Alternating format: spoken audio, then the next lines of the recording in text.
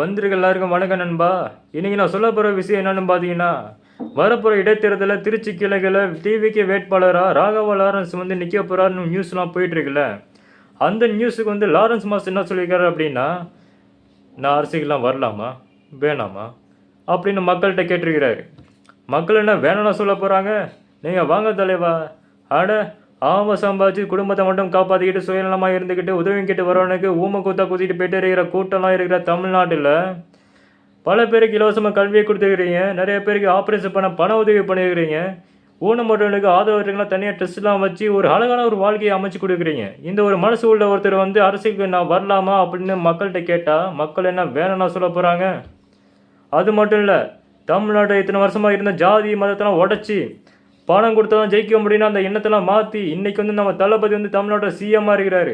அவரோட சேர்ந்து நம்ம லாரன்ஸ் மாஸ்டரும் மக்களுக்கான சேவையை ஆரம்பித்தா இந்த தமிழ்நாடு என்னெல்லாம் மாறப்போகுதுன்னு கொஞ்சம் இமேஜினேஷன் பண்ணி பாருங்க நண்பா.